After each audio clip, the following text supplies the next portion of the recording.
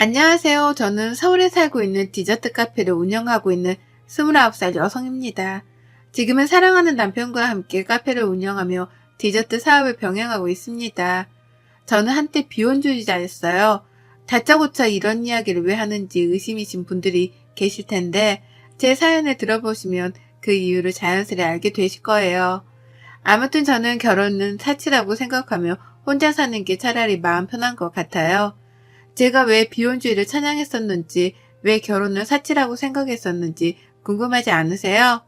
불과 1년 전에 일어났던 일이라 좀 더 생생하게 들려드릴 수 있을 것 같아서 카페 마감 후 혼자 음악을 들으며 사연을 적어봅니다. 사실 저에게는 남모르 가정사가 있어요. 저는 어렸을 적 엄마가 일찍 돌아가셨고 몸이 불편하셨던 외할머니가 저를 어렵사리 키우셨거든요.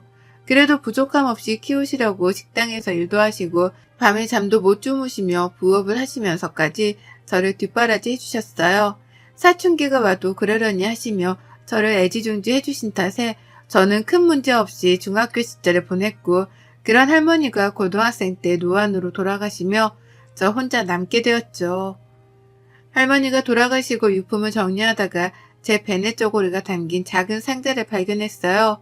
김도진이라는 이름과 함께 주소가 적힌 종이 그리고 할머니의 편지가 있었습니다. 할머니의 편지를 읽으며 겨우 억누르고 있던 슬픔이 몰아쳐 하염없이 눈물을 흘렸습니다. 세상에 저 혼자밖에 없음을 다시금 깨달았고 앞으로 어떻게 살아야 할지 막막했거든요. 할머니의 장례를 치른 지 몇 개월의 시간이 지나고 조금씩 안정을 찾아갔어요. 엄마와 할머니는 일가 친척도 없었던 터라 앞으로는 저 혼자 먹고 살아야 했습니다. 그래서 낮에는 학교를 가고 저녁에는 카페에서 아르바이트를 했어요. 학비는 학교에서 어려운 가정에게 지원을 해주는 제도가 있어서 부담을 덜 수 있었고 문제는 먹고 자고 하는 생활비였는데 방세가 만만치 않더라고요. 다행히 할머니가 남겨두고 가신 약간의 돈과 엄마의 사망보험금이 2천만 원으로 제가 성인이 될 때까지 먹고 사는데 지장은 없었습니다. 그렇게 할머니가 남기신 작은 박스는 장롱 구석에 처박아 두고 점점 잊혀지게 됐죠. 다행히 제 사정을 아는 구청 직원의 도움으로 매달 쌀과 반찬을 지원받게 되었고 저랑 친하게 지냈던 단짝 친구의 부모님이 가끔 반찬을 해서 전달해 주셨어요. 평소에 할머니와 자주 왕래하던 이웃집 할머니들도 저에게 밥을 먹으러 오라며 살뜰히 챙겨주셨죠.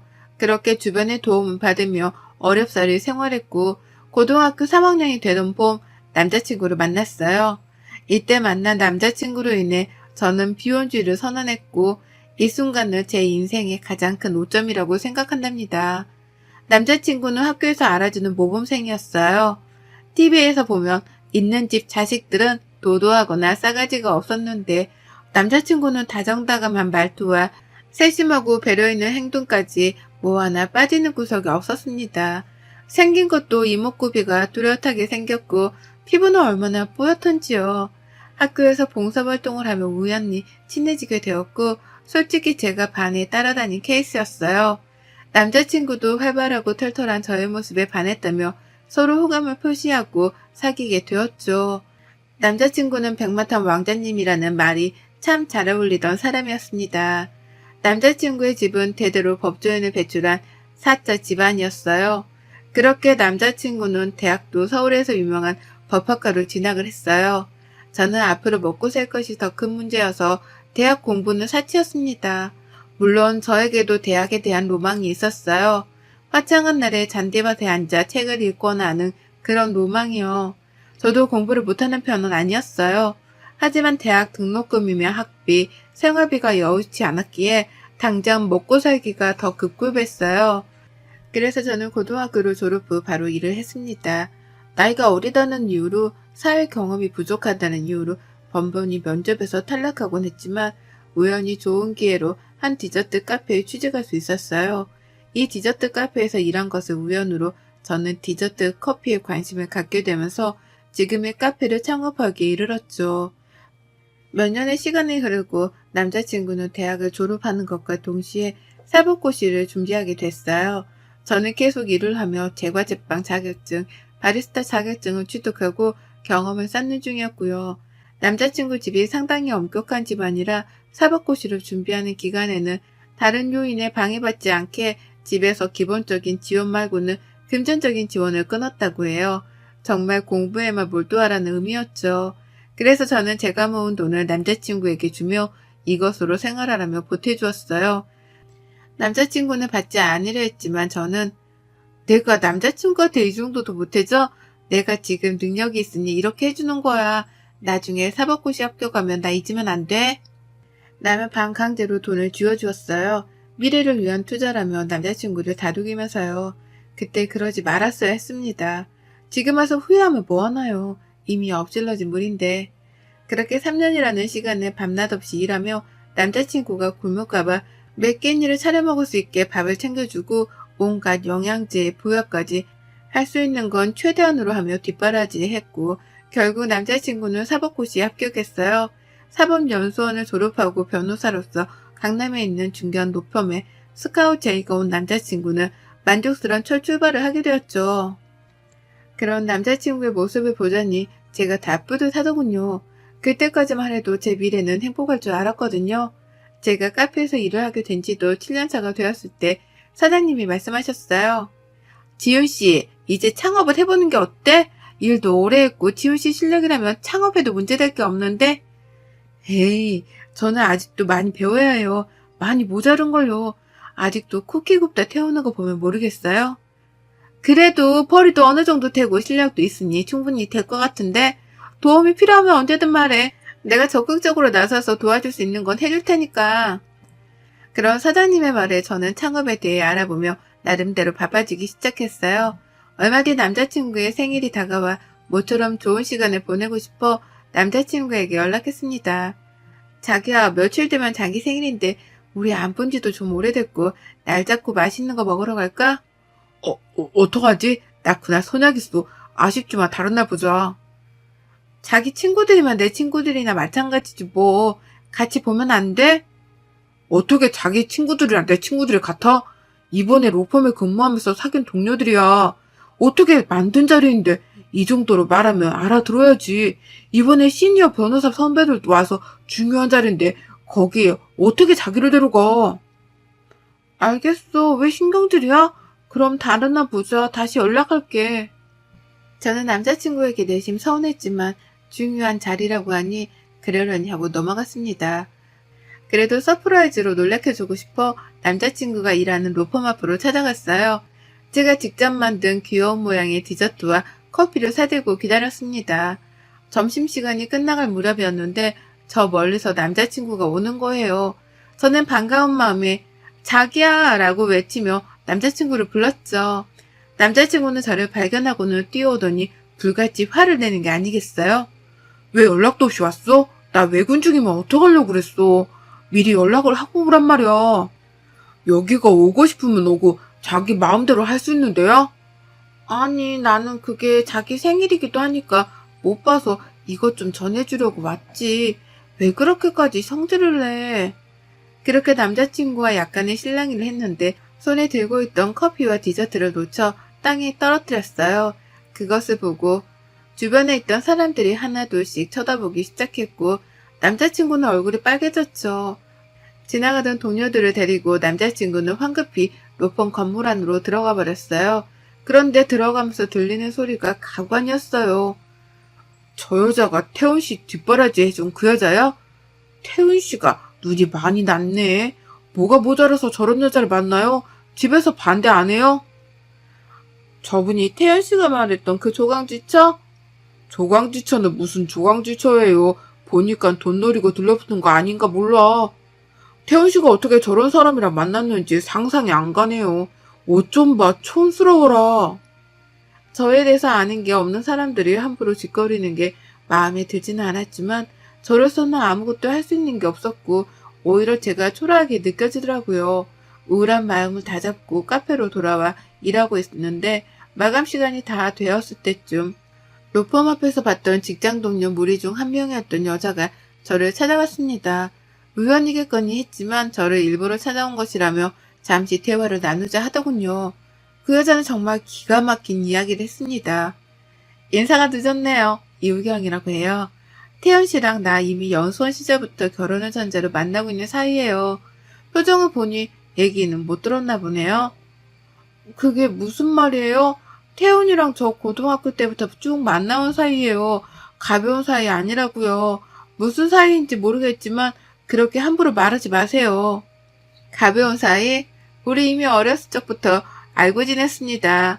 뭐 우리 같은 사람들을 보고 흔히들 정락결혼이라고 하더라고요. 결혼도 비즈니스예요. 이미 대학교 2학년 때 약혼까지 한 몸이고요.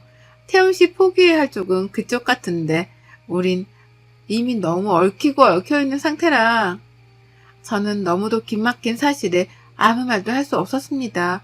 그러더니 그 여자는 저에게 2천만 원이 담긴 돈봉투를 던져주더라고요. 이제는 더 이상 태훈 씨랑 만나는 일 없었으면 하네요. 이 돈은 지훈 씨가 태훈 씨한테 줬던 돈 그대로예요.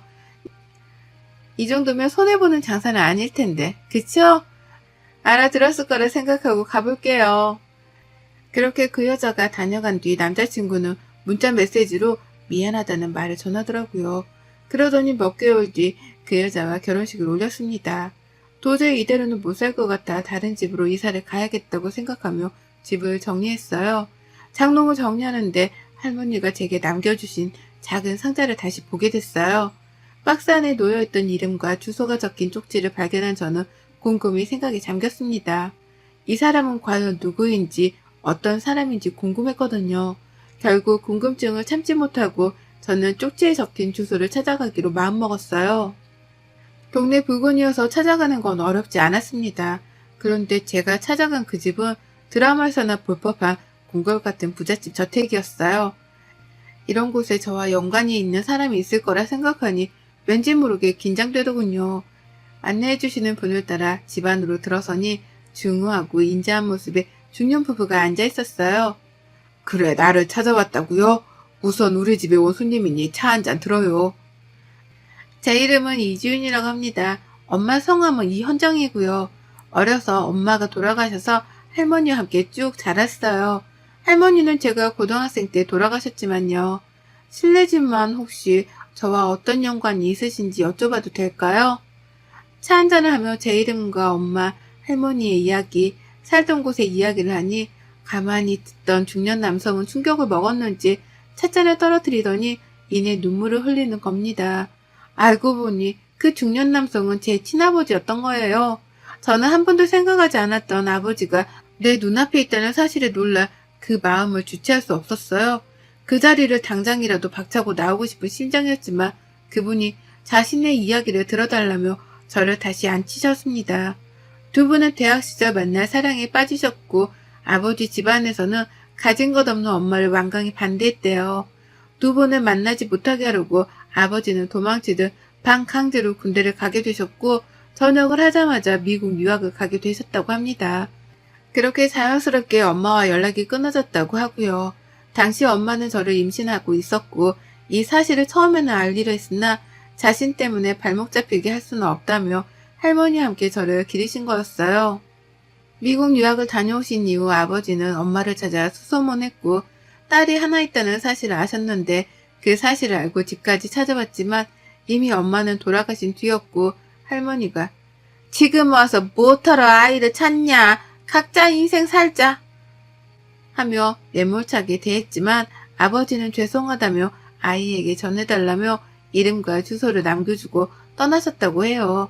몰랐던 사실을 알게 된 저는 충격을 금치 못한 채 온몸이 벌벌 떨리더라고요. 이제라도 아버지 된 도리를 하고 싶으니 이 집에 들어와서 함께 사는 건 어떻겠니? 그동안 혼자서도 잘 살아왔어요. 앞으로도 저 혼자 살게요. 오늘은 이만 가겠습니다. 며칠 뒤 같이 살지 않아도 되니 그동안 못다한 아버지 노릇을 하게 해달라며 제 계좌로 5억이라는 돈과 강남의 건물을 증여한다는 서류 그리고 한도 없는 카드를 주셨어요. 저는 한사코 거절했으나 그동안 고생했던 시간을 되돌아보며 한편으로는 이대로 살 수는 없겠다고 생각했어요. 무언가 전환점이 필요한 시기였죠. 그렇게 어렵사리 아버지와 재회하게 되었고 서로 부둥켜 안으며 눈물을 흘렸습니다. 저는 아버지에게 받은 재산으로 디저트 카페 창업을 위해 백방으로 뛰어다녔어요. 아버지는 식품회사를 운영하고 계셨는데 저에게 조언해 주셨습니다. 무턱대고 사업을 시작하지 말고 관련된 공부를 조금 더 해보고 나서 결정하라고요. 그래서 저는 커피, 디저트에 대해 본격적으로 배우기 위해 프랑스로 유학을 떠났습니다. 2년 뒤 유학을 마치고 돌아와 카페 창업을 성공적으로 할 수 있었어요. 강남의 아버지가 증여해주신 건물 1층에 카페를 창업한 거였죠. 목이 좋은 곳이어서 금방 사람들이 몰려왔습니다. 모도나 인테리어에 디저트 맛도 좋다며 직장인들 사이에서 소문이 났거든요. 전 남자친구가 다니는 로펌 근처였지만 전 제 꿈을 위해 그런 걸 생각할 겨를이 없었어요. 이미 끝난 사이고 더 이상 미련이 없었기 때문이었죠. 어느 날 매장을 정리하고 있는데 전 남자친구가 저를 찾아왔습니다. 오랜만이야. 잘 지냈어, 지훈아? 나 그동안 정말 많이 후회했어. 이제라도 나를 봐줄 수 없겠어? 나 이혼하고 너가 허락해준다면 네 곁으로 돌아가고 싶은데. 무슨 귀신 씨나라 까먹는 소리야? 너 제정신이니? 네가 무슨 염치로 나를 찾아와. 난 너랑 할 말 없으니 당장 나가. 순순히 나가지 않으면 경찰 부를 거야? 알고 보니 약혼했던 여자와 결혼 후 그 여자 집안이 비자금 횡령으로 쑥대밭이 되고 그 뒤에서 법적 도움을 주며 비자금 횡령에 도움을 줬다는 혐의를 받아 남자친구의 집안도 엉망이 됐다는 겁니다. 물론 전 남자친구는 로펌에서 잘리고 변호사 품위유지 의무 위반으로 변호사로서 활동할 수 있는 명분도 사라지게 되었다면서요. 저는 가만히 듣다 기가 막히고 화가 나 매몰차게 남자친구를 쫓아버렸어요. 며칠이고 계속 찾아와 매달렸지만 경찰까지 부르며 남자친구를 문전박대 했습니다. 정말 끈질기게도 찾아오더라고요. 손님이 있을 때 큰 소리도 내지도 못하겠고 처음부터 접근 금지를 하던 조치를 취해야 했었는데 그러지 않은 채가 바보였어요. 정말 구질구질 하더군요. 절 보면서 애처롭게 구는 모습이 그날은 마침 남편도 같이 나와 있던 터라 잘됐다 싶었습니다. 맞습니다. 저 비혼주의 선언했었죠. 그런데 프랑스 유학하면서 넓은 세상을 바라보니 삶을 바라보는 시야가 달라지더라고요. 유학 시절 공부를 하며 만났고 저를 가르쳐주던 스승이기도 했죠. 디저트 스쿨에서 유일한 한국인이었고 저는 알게 모르게 남편에게 의지를 많이 했었나 봅니다. 남편도 저와 비슷한 아픔을 가지고 있었고 그 부분이 통했던 걸까요? 저희는 어느새 사랑의 감정이 싹터 서로 사랑하는 사이가 되어 있더라고요. 남편은 지인작에 제 사정을 알고 있었고 저희 아픈 부분을 감싸준 고마운 사람이에요. 제가 한국으로 돌아갈 시기가 되자 프랑스 생활을 정리하고 한국에서 디저트 사업을 하기 위해 저와 같이 건너온 남편은 가끔 카페 일을 도와주곤 했습니다. 남편의 디저트 사업은 아버지 식품회사와 콜라보로 진행했어요. 덕분에 홍보 효과는 물론 매출 상승도 큰 폭이었습니다. 국내 해외 할 것 없이 인터넷을 통해 많이 알려지게 되었고 짧은 시간에 급속도로 성장하게 되었죠. 서로 투자를 하고 싶다는 크고 작은 기업체들도 많아져서 남부럽지 않은 명성과 부를 누리게 되었죠. 아무튼 당연히 전 남자친구는 제가 결혼했다는 사실을 몰랐습니다. 그래서 소소한 복수를 해주고 싶었어요. 지훈아, 그러지 말고 내 얘기라도 들어줘. 제발, 지훈아, 이렇게 부탁할게, 응? 무슨 얘긴지 들어볼 가치는 없지만 드러나 보자. 말해봐, 어디? 나 우리 집 망하고 네가 제일 먼저 생각나더라. 나 힘들 때 도와준 거 너밖에 없더라고. 그렇게 모질게 대하지만 않았으면 이런 일도 없었을 텐데 그런 의미에서 우리 다시 시작할 수 없을까? 할 말 그게 다야? 결론만 말하자면 응, 나 너랑 다시 시작 못해. 왜냐고? 나 결혼했거든. 뭐? 네가 결혼을 해? 너 지금 나가지고 논 거야? 이 못된 년 같으니라고 뭘 해줄 것처럼 하더니 날 가지고 놀아? 네가 그러고도 무사할 것 같아? 전 남자친구가 저에게 손찌검을 하려는 신용을 하자 남편이 재빨리 제지했어요. 저기요, 말씀이 지나친 것 같은데 당신이 말한 그 남자가 이 사람이야? 남편과 카페 직원들은 전 남자친구가 하는 행동을 촬영하고 증거로 남겨놓았어요. 그중 한 명은 전 남자친구가 찾아올 때마다 사진과 동영상을 찍어두었죠. 남편은 더 이상 봐줄 수가 없다며 다시는 얼씬도 못하게 해주겠다고 엄포를 놓더라고요. 그러고는 곧장 경찰에 신고해 남편을 연행시켰고 폭행 및 협박 등의 명목으로 고소했습니다. 합의를 하지 않으면 전 남친은 꼼짝없이 구치소에 수감된 신세였죠. 시댁이 될 뻔했던 전 남자친구의 부모님까지 찾아와 무릎을 꿇고 난리를 치는 통에 남편과 저는 못 이기는 척하며 500만 원의 합의금을 받고 고소를 취하해 주었습니다. 전 남자친구와 그 집안 사람들은 정말 고맙다며 인사를 하더니 다시는 찾아오는 일 없을 거라며 꽁지 빠지게 도망가더라고요. 왜 500만 원이라는 돈까지 받았냐고요? 솔직히 안 받아도 그만인 돈이었는데 제가 당했던 기분 그대로 느끼게 해주고 싶었거든요. 저도 같은 사람 되는 거 아니냐며 비판하실 분들이 계시겠지만 이런 거 당해보지 않으면 모릅니다. 그동안 밀어나기도 하고 답답하기만 했던 제 인생은 지금의 남편을 만나 밝고 활기찬 기운만 가득하네요. 사업가 기질이 탁월한 남편을 저보다 저희 아버지가 더 좋아하시는 거 있죠? 남편과 저는 서로 믿고 의지하는 만큼 저희는 더더욱 성장할 겁니다. 그리고 앞으로 더 행복할 거고요. 어떠셨나요, 여러분?